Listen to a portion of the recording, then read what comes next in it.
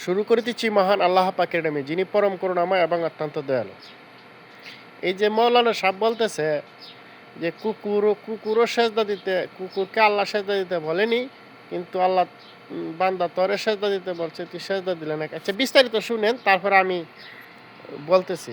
কোন কুত্তারে জিজ্ঞাসা করিস যে কুত্তা তুই সেজদা দেস না কেন, কুত্তা তোকে বলবে আমারে আল্লাহ সেজদা দিতে বলে নাই, এই জন্য সেজদা দেই না। তোরে সেজদা দিতে বলছে তবুও তুই দেস না। খোদার কসম, যদি কুত্তার জবান থাকতো তো কুত্তা তোরে বলতো তুই আমার চাইতো নিকৃষ্ট, আমার চাইতো নিকৃষ্ট, আমার চাইতো নিকৃষ্ট। কুত্তায় তোরে বলতো বেটা, কুকুরে তোকে বলতো। কুকুরে যদি কুত্তার জবান থাকতো, ও বলতো আমি সেজদা এ কারণে দেই না, আমাকে আল্লাহ সেজদা দিতে বলছে। আল্লাহ কুকুরকে সেজদা দিতে বলছে? শুকরকে আল্লাহ সেজদা দিতে বলছে? গরুরে আল্লাহ সেজদা দিতে বলছে বেটা? তো এই কারণে হ্যাঁ, মৌলানা সাহেব বলতেছে যে কুত্তারে সেজদা দিতে বলে নাই, পশু পাখি এগুলোকে সেজদা দিতে বলে নাই। তো মৌলানা সাহেব, আপনি এই আজগুজুবি কথা কই ফাইলেন?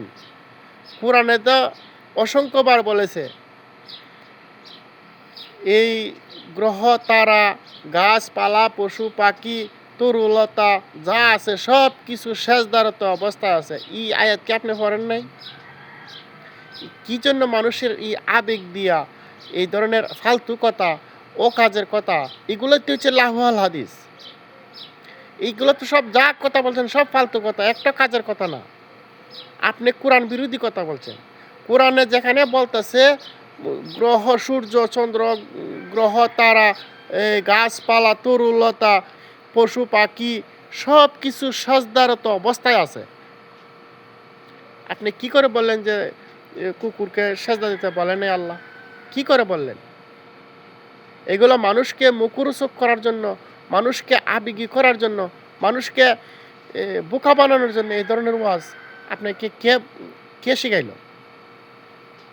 এরপরে খালি বলেন ৫ ওয়াক্ত নামাজ। ৫ ওয়াক্ত নামাজ আপনি কোরআনে কই পাইলেন? এটাও তো কোরআনে নাই।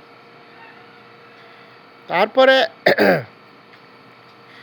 আপনি আরও ফর্দা মর্দা নিয়ে আরও কিছু কথা বলছেন। আচ্ছা, সেই ভিডিওতে গেলাম না আমি, কিন্তু আমি নামাজের মধ্যে থাকলাম।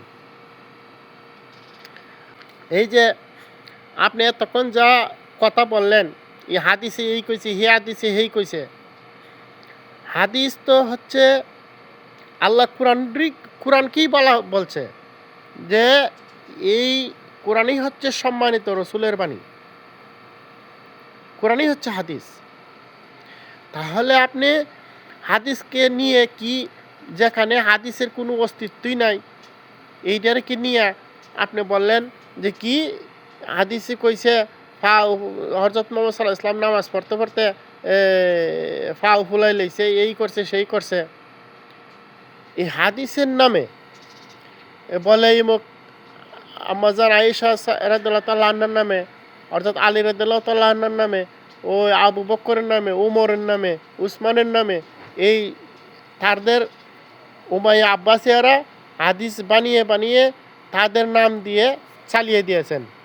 ওই কলা কলা কয়ে সেরা এই কলা কলা হাদিস আজ পর্যন্ত চলতি আছে। কারণ ইমাম বুখারী সব হাদিস বিদগণই বলছেন যে কয় লক্ষ হাদিস, ৩৩ লক্ষ হাদিস সংগ্রহ করছে। সংগ্রহ করার পর ১ লক্ষ হাদিস রেখে আর যা আছে সব বাদ দাঁড়াইছে, সব বাতিল। তাহলে শতকরা ৯৯% হাদিস বাতিল, ১% হাদিস, তাও এগুলা কই ভাবেন? এগুলা পাওয়াটা খুবই দুষ্কর্য ব্যাপার। এবং যে হাদিস কোরআনের বিরুদ্ধে যায়, এই সব হাদিস তো এমনি বাতিল। আর আপনারা যে সব হাদিস কোন সব কোরআন বিরোধী, একটাও কোরআন সমর্থক হাদিস না। তাহলে আপনাদের কথা আর পাগলের প্রলাপের মতো। এই হাদিসের কারণে বিশেষ করে জঞ্জাল তৈরি করছে, হাদিস দিয়ে এ মত পার্থক্য তৈরি করছে, হাদিস দিয়ে এত ভাগ করা হয়েছে মুসলমানকে। এই হাদিস দিয়েই ইসলামকে আরো অর্ধেক রসাতলে নিছে। এই হাদিস হচ্ছে সব উমায় আব্বাসীদের বানানো। হযরত মুহাম্মদ সাল্লাল্লাহু আলাইহি ওয়াসাল্লাম কোরআনের বাইরে কোনো কথা বলেন নাই। আল্লাহ বলেছে আমি যাহা ওহী নাযিল করছি তিনি তাহাই প্রচার করছে, তিনি তাহাই বলছেন, এর বাইরে একটা কথা বলে নাই। তাহলে আমাদের মেইন দলিল হচ্ছে কোরআন। কোরআনের মধ্যে থাকলেই অনেক বিভেদ, অনেক গোত্র, অনেক দল উপদল সব বাতিল হয়ে যেত।